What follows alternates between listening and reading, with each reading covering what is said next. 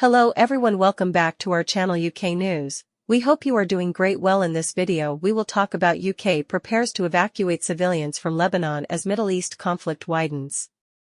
The UK has stepped up preparations for a possible evacuation of British citizens from Lebanon in the aftermath of last week's assassinations in Beirut and Tehran, killings blamed on Israel that threatened to transform the war in Gaza into a region-wide conflict. The Foreign, Commonwealth and Development Office and the Ministry of Defense said in a statement on Saturday that consular experts, border force officials, and military personnel have been deployed to the region as part of planning for a range of possible conflict scenarios. Landing ship RFA Cardigan Bay and HMS Duncan are already in the eastern Mediterranean, and the Air Force is putting transport helicopters on standby, the statement said. The UK is not expecting an imminent need to evacuate citizens from Lebanon, the Observer understands, but the decision to put forces on standby comes after a meeting on Friday between Defense Secretary John Healey and his Israeli counterpart, Yoav Gallant, during a visit to the region by Healey and the Foreign Secretary, David Lammy.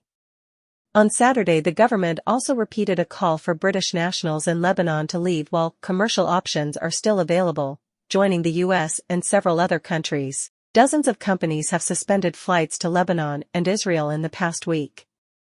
The U.S. Embassy in Beirut said, "We encourage those who wish to depart Lebanon to book any ticket available to them, even if that flight does not depart immediately or does not follow their first-choice route." U.S. citizens who lack funds to return to the United States may contact the embassy for financial assistance via repatriation loans. "We recommend that U.S. citizens who choose not to depart Lebanon prepare contingency plans for emergency situations and be prepared to shelter in place for an extended period of time." Local people were conflicted. "I'm not feeling anxiety but feel confused about what I should do. What's the best option? Should I stay or should I leave and try to start over somewhere else?" said Lebanese-Brazilian Bruna Hassan al-Safoui, 23. Safoi's home is not far from Beirut Airport. As the country is surrounded by Syrian and Israeli territory, it is effectively the one route in and out of the country for most people. "If I'm still seeing planes landing, it's okay, I'm safe. If I stop seeing planes, I'm gonna start packing my things," she said. In Haifa, Israel's northernmost city, on Friday, bars and restaurants that would normally be packed on a summer evening were near empty. "I am trying not to think about it and doing things like normal, or you will go mad with worrying," said resident Layla El Nasser, 26. Several airlines announced this week they would not be flying into Beirut's Rafik Hariri International Airport. Insurance risks prompted by the growing fears of conflict spurred the Lufthansa Group, Air France, and the Polish airline LOT to suspend routes into the Lebanese capital. A Western ambassador told the Observer the disruptions were raising evacuation prospects because people will not be able to leave naturally. "About 70% of companies that would normally fly there have now cancelled," they said. "We're very much waiting and watching."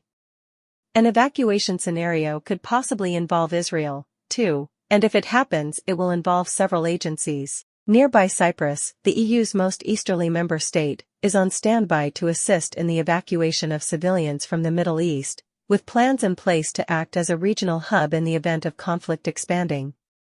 Highlighting the role the Mediterranean island is likely to play, Sweden's ambassador to Lebanon relocated to Nicosia, the Cyprus capital last week, fears that the war in Gaza is on the brink of morphing into a conflict that could consume more of the Middle East grew over the weekend after comments from Iran on Saturday in which the Islamic Republic said it expected its ally in Lebanon, the powerful Shia militia Hezbollah, would begin striking deeper inside Israel and no longer be confined to hitting military targets.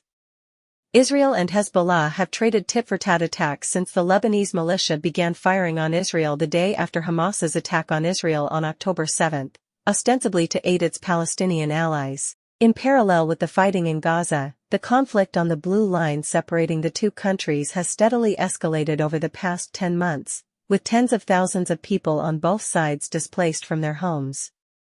Tensions reached unprecedented levels this week in the wake of the back-to-back assassinations of Fuad Shukr, Hezbollah's second-in-command, and Hamas's political chief, Ismail Haniyeh.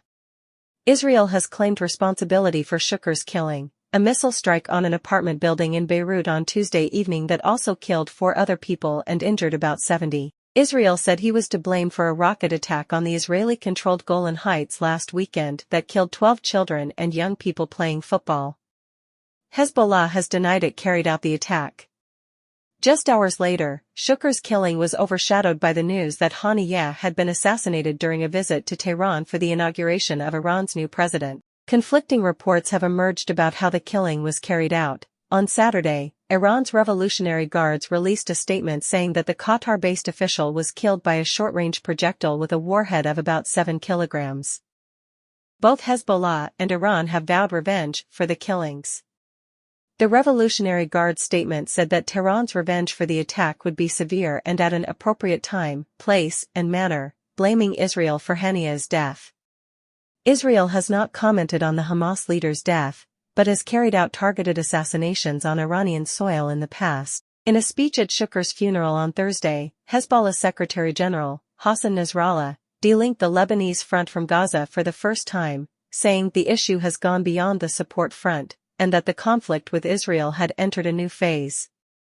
The U.S., Israel's most important ally, said on Friday it would move additional warships and fighter jets to the region to protect U.S. personnel and defend Israel as the Iran-aligned axis of resistance readied its response to Haniyeh's killing. The fighting in the Gaza Strip has also drawn in militant groups in Syria, Iraq and Yemen, which have fired drones and missiles at Israel and U.S. assets in the region.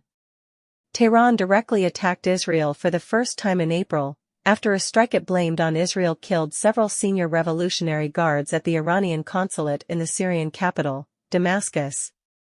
The barrage of 300 missiles and drones was carefully telegraphed in advance, allowing Israel's allies to mount an efficient air defense response. Iran's course of action this time is expected to be stronger, possibly taking the form of a joint attack.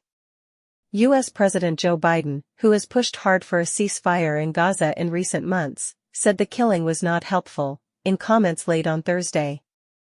Lamy spoke to his U.S. counterpart, Antony Blinken, on Saturday. A spokesperson said they reaffirmed the need to de-escalate rising. The conflict broke out after Hamas's October 7 attack, in which approximately 1,200 Israelis were killed and another 250 taken hostage. An initial ceasefire in November broke down after a week, and protracted talks aimed at a truce and hostage release deal since have so far proved unsuccessful. Thanks for watching our video. Please hit the like button and subscribe the channel.